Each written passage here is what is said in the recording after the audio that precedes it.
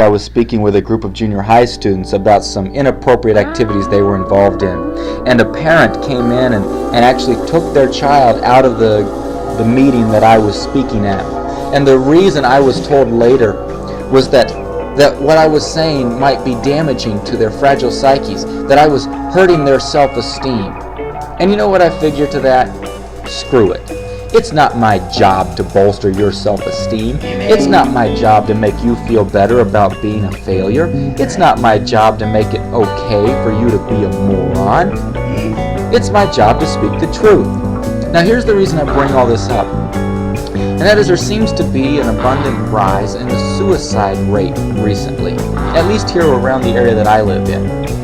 And I think that the reason for it is because of a poor system of operation. See, here's the way it works. That the system that you are currently living by is guaranteed to give you the results you are currently getting. If that wasn't true, you wouldn't be getting the results.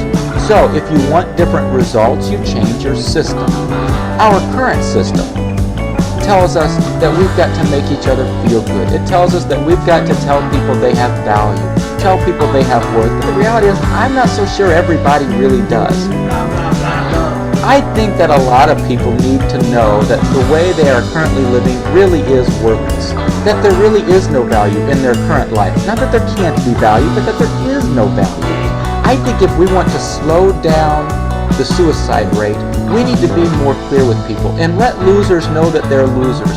If someone begins to talk about the fact that they want to jump off a building, I think we get in the car with them and drive them to the tallest building we can find. I think if someone wants to talk about, oh, I want to hang myself as a desperate plea for pity, get them a rope. I figure if someone says, you know what, I wish I could slit my wrists, I figure you're just being a wuss at that point anyway. Get out the knife! If somebody wants to take too many pills, I don't get it. What a lazy way to go. If you're going to do it, make it big and exciting. Okay, but either way, back to the story. Shotguns work. If we want people to stop playing the self-pity game, if we want people to stop wondering if people are going to miss them when they die, here's the reality. Make it abundantly clear to them that we won't miss them. I won't miss them. Make it abundantly clear to them that when they die, all they will be doing is freeing up the air that they have been contaminating in their life. And it feels good.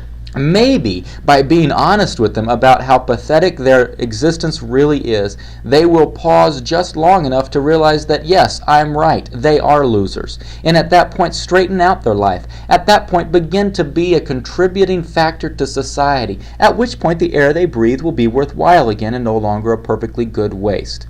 Perhaps we could create a system that will devise whether you're allowed to breathe air or not. When you feel like you're beginning to choke up, it might be the sign that, you know what, you have no purpose today. And for every day that it becomes harder and harder to breathe, it's not asthma, it's you being a worthless freak. Or you're old! Or you're old. So, it's just my thought, my way to lower the suicide rate. I figure we ought to give it a try. What's the worst that could happen? If I'm wrong, people commit suicide. You know what, they're doing it anyway. So, I figure in the meantime, keep my air clean. Down with the old people! Thanks.